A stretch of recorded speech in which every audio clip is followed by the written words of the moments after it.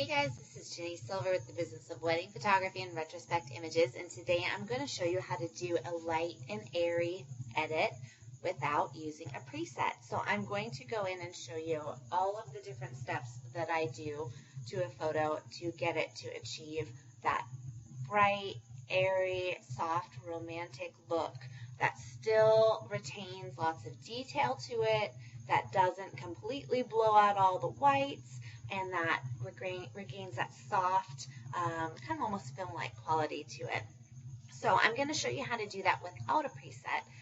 And I do have presets available for this in case you want to skip all these steps. But this is for those who want to see all of the detailed steps that I do. So I have a photo pulled up here of a real wedding couple, and you can see that I shot it kind of underexposed. The reason why I did that is because I wanted to preserve all of the details that are in the highlights here.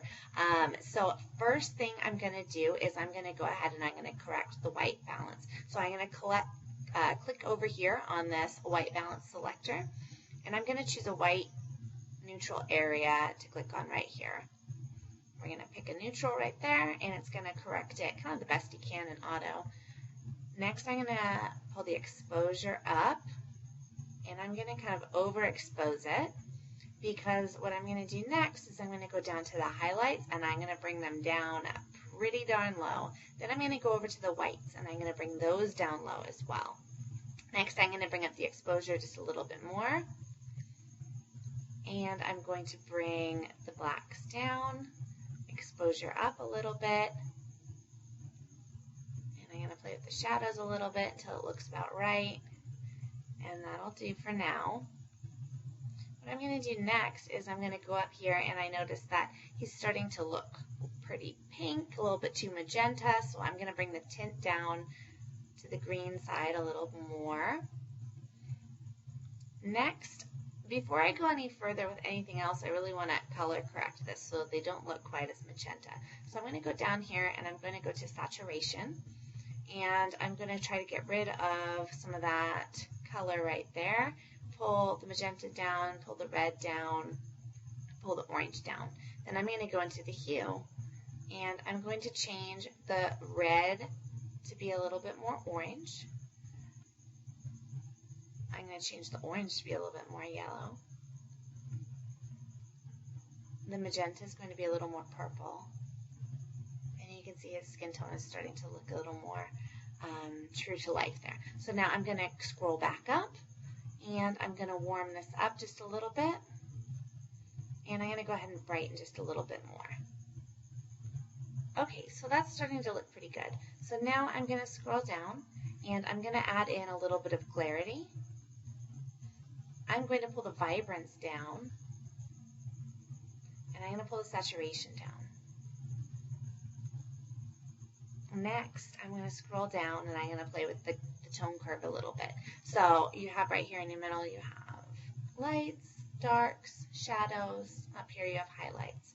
So I'm going to start pulling these up and down and see what I like the best.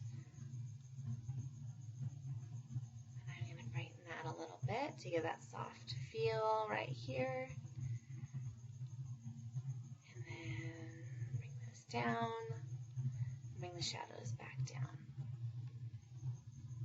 Okay.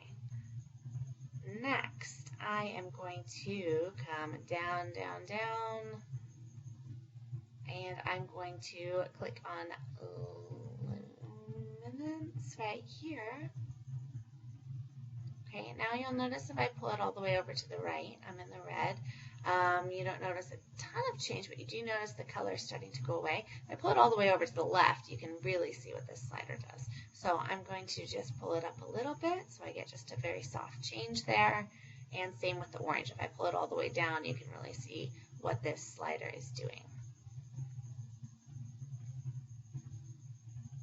Okay, so now that I've done those, I'm going to scroll back up, and I'm always kind of adjusting and then readjusting my sliders so that it's exactly how I like it. There's a lot of back and forth here. So I'm going to up my vibrance just a little bit now that I've toned those colors down. And I'm also going to warm this up just a little bit more. Okay, It's still looking a little magenta to me, so I'm going to pull this down and be a little more green.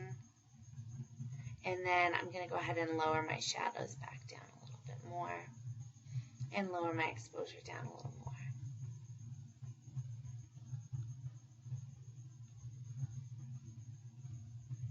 Okay, I'm going to zoom in and I'm just going to take a look at the colors and make sure that it is where I want it to be. And I'm going to soften these just a little bit by pulling out some of the vibrance. And bringing back down the blacks a little bit. Okay, next I am going to scroll down until I get to sharpening. So now I'm going to go ahead and add in a little bit of sharpening. And I'm going to scroll down and I'm going to go to lens correction. Now I'm going to go ahead and select profile. I'm going to click enable profile corrections, and then I'm going to click the camera that I use, and I use Canon, so I'm going to click on that and it'll correct right there. Next I'm going to scroll down and I'm going to add in a little bit of grain. I'm going to zoom in so that we can really see what this does. So I'm going to add in, if I go all the way up here, you can see what it does, but I'm going to just add in a little bit so it has a little more of a film-like look to it. But then I'm going to increase the size of the grain. You can see if I go all the way up versus all the way down. So I'm going to add in, make it a little bit bigger, and then I'm going to play with the roughness of this grain and see what I like the best. Okay, so I'm going to add in a little more grain, zoom out just to double check that I like how it looks. Okay. And next I'm going to go ahead and scroll down here and I'm going to change the tint of the shadows just a little bit. So I like to zoom in on it on a shadowy spot for this.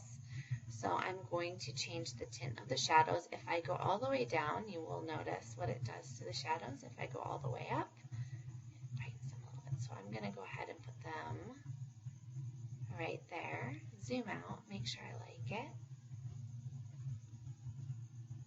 And then I'm going to change the hue of the green right here. Bring in a little bit yellow.